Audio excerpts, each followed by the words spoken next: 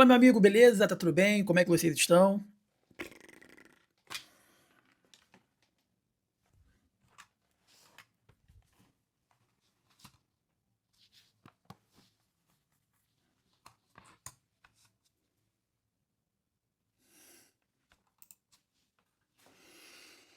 Fala, meu amigo, beleza? Como é que vocês estão? Tá tudo bem? Tá tudo tranquilo, né? Espero que estejam bem, né? Como é que você vai? Antes de qualquer coisa, deixa o seu like, inscreva-se.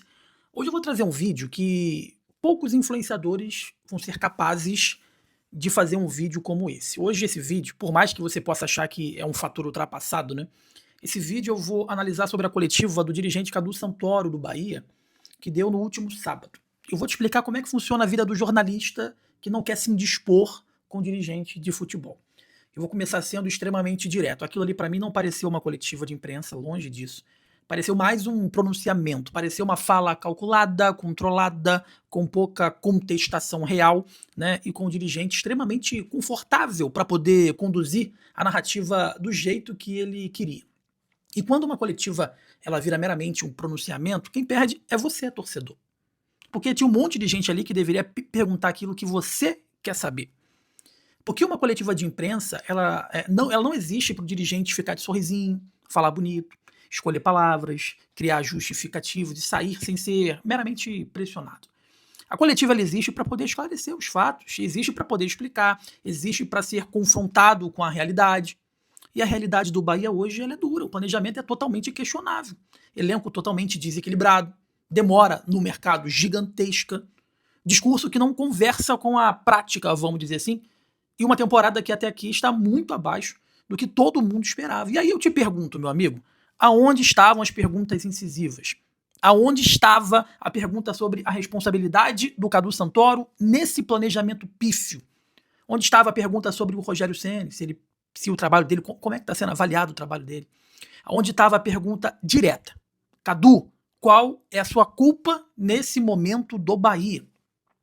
Porque é muito fácil falar de orçamento, de mercado difícil, de perfil de contratação, de oportunidade, de cautela, de não fazer loucura. Isso todo dirigente fala, cara, quando está pressionado. Mas o que o torcedor ele quer saber é simples. Quem montou esse elenco? Quem aprovou esse planejamento? Quem decidiu os caminhos da temporada? Quem errou? Quem vai corrigir? Quando que vai corrigir? E essa coletiva ela foi para mim um verdadeiro show de incoerências, né? Um show de desculpas e principalmente um show de conforto para o dirigente que ali estava sentado e exalando sorrisos e tranquilidade. Eu quero deixar uma coisa clara. Isso aqui não é uma perseguição contra o Cadu Santoro pessoal, evidentemente que não. Eu analiso o dirigente, o profissional, e ele é pago para isso.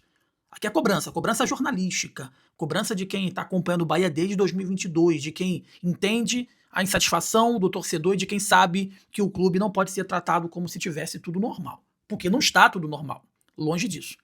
Essa coletiva, para mim, meus amigos, passou do ponto. O Bahia não está vivendo apenas uma fase ruim dentro do campo. O Bahia está vivendo uma crise de coerência, ou de incoerência, como você queira.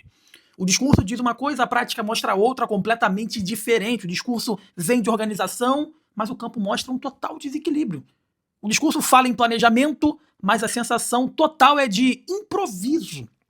O discurso fala em cautela, mas a torcida não vê cautela, a torcida vê omissão. E quando chega a hora da coletiva, em vez de pressão, o que aparece é um ambiente totalmente controlado demais, confortável demais e pouco incômodo para quem precisava ser incomodado. Um dos pontos que me chamou mais atenção foi a forma como o Cadu Santoro conduziu a coletiva. Veja bem, citando nominalmente alguns jornalistas parceiros e amigos, exalando sorriso, proximidade. E aqui eu vou abrir para você um parêntese extremamente importante. Citar jornalista pelo nome, chamar pelo nome, demonstrar proximidade, sorrir, criar um clima de intimidade, tudo isso parece ali no momento muito simpático, né? Parece educação, parece cordialidade. Mas em uma coletiva de imprensa, isso também pode funcionar como uma estratégia de controle.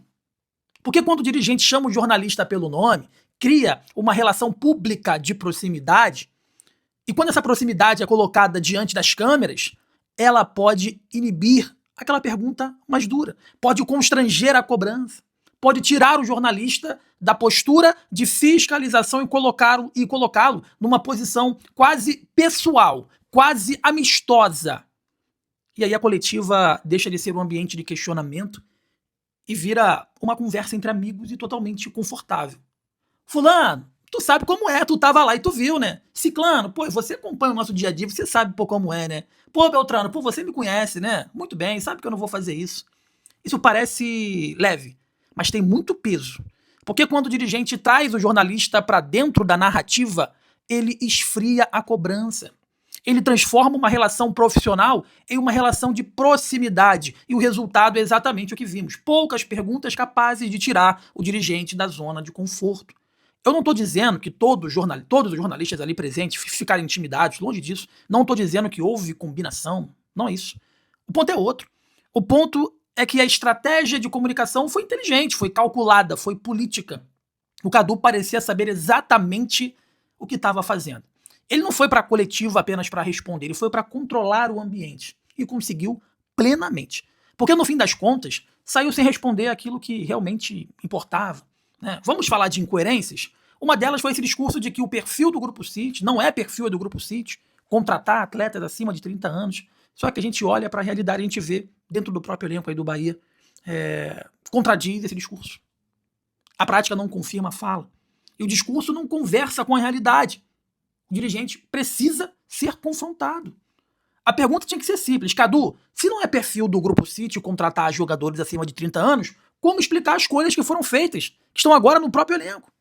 Essa pergunta ela precisava ser feita. Porque o torcedor, meus amigos, ele não é bobo. Ele vê. O torcedor compara. O torcedor sabe quando a explicação não está encaixada.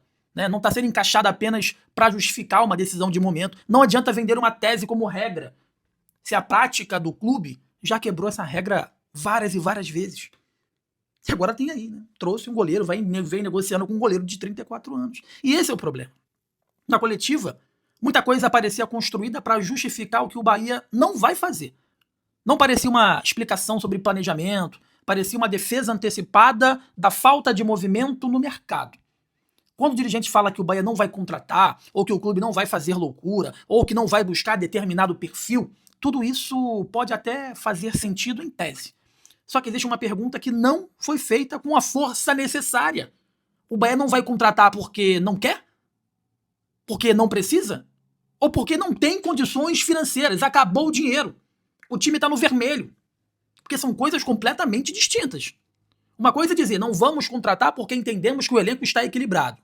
Outra coisa é dizer, não vamos contratar porque não há margem financeira para isso.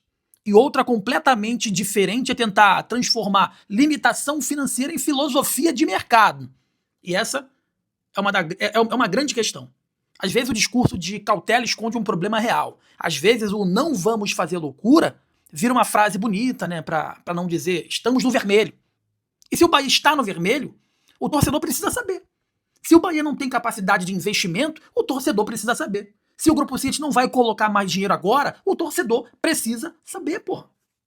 O que não dá é para tratar o torcedor como se ele não conseguisse entender a diferença entre planejamento e falta de recurso. E aqui outra cobrança. Cadê a transparência? O Bahia é SAF, o Bahia faz parte do Grupo City, o Bahia passou a vender uma ideia de gestão moderna, profissional, técnica, planejada. Então a cobrança ela precisa ser proporcional ao discurso vendido, pô. Se você se apresenta como gestão profissional, você precisa responder como gestão profissional. Se você promete organização, precisa explicar o porquê da desorganização. Se você fala em projeto, precisa explicar o porquê que o projeto parece travado.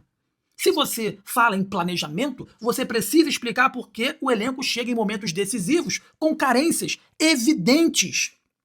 Porque não dá para o Bahia ficar vivendo eternamente nessa zona cinzenta. Quando ganha é projeto, quando perde é processo. Quando contrata é estratégia, quando não contrata é cautela. Quando dá certo, o Grupo City, né? Estamos aí com o Grupo City. Quando dá errado, o mercado é difícil. Não dá, gente. Em algum momento alguém precisa assumir essa responsabilidade. E essa pergunta não apareceu do jeito que deveria aparecer. Qual é a culpa do Cadu Santoro nesse planejamento pífio do Bahia na temporada? Essa era uma pergunta central na coletiva. Não era uma pergunta acessória, era uma curiosidade, era uma pergunta principal. Porque o Cadu Santoro não é um comentarista, ele não está ali para analisar o Bahia de fora, ele é dirigente. Ele faz parte da tomada de decisão. Ele representa o departamento de futebol. Ele tem responsabilidade direta na montagem do elenco, nas escolhas, nos caminhos, nas permanências, nas saídas, nas chegadas e na condução do projeto. Então a pergunta ela precisava ser feita e não foi feita. Cadu Santoro, você errou? Cadu Santoro, aonde você falhou no planejamento? Cadu Santoro, o elenco foi mal montado? Cadu, o Bahia superestimou algumas peças? Cadu, o time demorou aí no mercado? Cadu, o Rogério participou dessas decisões que foram tomadas? Cadu, quem assume a responsabilidade pelo desempenho abaixo do esperado? Isso é jornalismo, cara, isso é coletivo, isso é cobrança, pô.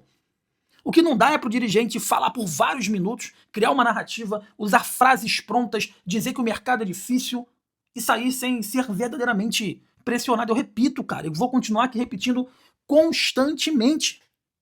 Pareceu menos uma coletiva e mais um pronunciamento. Pareceu um momento em que o Bahia falou pro torcedor aquilo que queria falar. Do jeito que queria falar. Sem desconforto, sem aquele desconforto necessário de uma imprensa realmente incisiva, que fala pro torcedor. E aí a gente chega no técnico Rogério Ceni. Como é que não pergunta com força sobre a situação do treinador? Como é que não se pressiona sobre a continuidade do comando técnico? Como é que não pergunta se o Rogério Ceni, se o Ceni segue firme, se está prestigiado, se há cobrança interna, se existe aí um prazo para reação e se o trabalho é considerado satisfatório, pô? Porque o torcedor ele quer saber. O torcedor ele olha para o Bahia em campo e vê um time muitas das vezes sem resposta, sem variação, sem soluções claras, com erros repetidos e com decisões totalmente questionáveis. E aí quando o dirigente aparece, a imprensa não consegue arrancar uma resposta firme sobre o treinador. Cara, isso é inacreditável. A pergunta tinha que ser objetiva e direta, sem risinho, sem blá blá blá, sem porque na TV, Cadu, o Rogério, segue garantido no cargo independente dos próximos resultados. Porque se ele responde sim, ele assume publicamente a responsabilidade pela permanência. Se ele responde não, ele abre uma crise. E se ele foge, a fuga vira notícia. Mas a pergunta precisa existir. O que não pode é dirigente passar a coletiva sem ser encurralado nesse ponto. Porque o Rogério Ceni é a parte central desse processo. Ele não é um detalhe. Ele comanda o time, ele participa do planejamento, avalia elenco, indica as necessidades e toma as decisões técnicas que vão impactar diretamente no desempenho. E aí, então, quando o Bahia vai mal, a pergunta sobre o Rogério Ceni é obrigatória. E mais, a pergunta sobre a relação entre Cadu e Ceni também tem que ser obrigatória. Ceni, quem manda hoje no futebol do Bahia? As contratações são do departamento? São do treinador? É do Grupo City? São decisões conjuntas? Se o elenco tem lacunas, quem identificou essa lacuna? Se não corrigiu, quem falhou? Se recebeu e não usou, por quê, né? Se o treinador ele pediu e não recebeu algum reforço, e por quê? E se recebeu, como foi o Luiz Gustavo, por que ele não usou? Cara, essas perguntas precisam ser feitas porque o torcedor está cansado de respostas genéricas. O torcedor não quer mais ouvir apenas o mercado é difícil, todo mercado é difícil. Para todo clube é difícil, porra, mas os clubes que querem competir encontram soluções. E quando não encontram, precisam explicar com clareza o motivo. O problema é que na coletiva o Cadu Santoro teve muito argumento defensivo e pouca autocrítica, e autocrítica num trabalho é fundamental. Um dirigente que aparece em um momento de cobrança precisa dizer se errou e onde errou. Ele precisa reconhecer falhas, precisa assumir responsabilidade, precisa dizer o que será feito daqui para frente. Mas quando a fala vem cheia de justificativas, sem admitir claramente os erros, ele soa distante da arquibancada. E esse é o ponto importante que eu gostaria de frisar aqui para vocês. Existe uma distância cada vez maior entre o discurso institucional do Bahia e o sentimento do torcedor, pô. O torcedor tá vendo um time que precisa de reforços. Aí o clube vai lá e fala em cautela. O torcedor tá vendo inúmeras lacunas no elenco. O clube fala em oportunidade de mercado. O torcedor tá vendo uma temporada muito abaixo das expectativas. O clube fala em processo. O torcedor está cobrando responsabilidade. O clube entrega apenas explicação. E explicação sem ação acaba virando uma grande desculpa e isso incomoda, cara. Ninguém que está dizendo que o Bahia precisa sair contratando de qualquer jeito. Ninguém que está dizendo que precisa gastar de forma irresponsável. Ninguém que está pedindo loucura. O que se cobra é coerência, planejamento, transparência. Porque o Bahia não pode se esconder atrás de frases prontas. Não vamos fazer loucuras. Não é o perfil. O mercado está inflacionado. Estamos atentos. O grupo confia no processo. E essas frases já não bastam. O torcedor, ele quer saber o porquê o elenco chegou nesse ponto. Ele quer saber por que determinadas posições estão carentes. Quer saber por que algumas apostas não renderam. Quer saber o porquê o clube demora tanto para agir no mercado.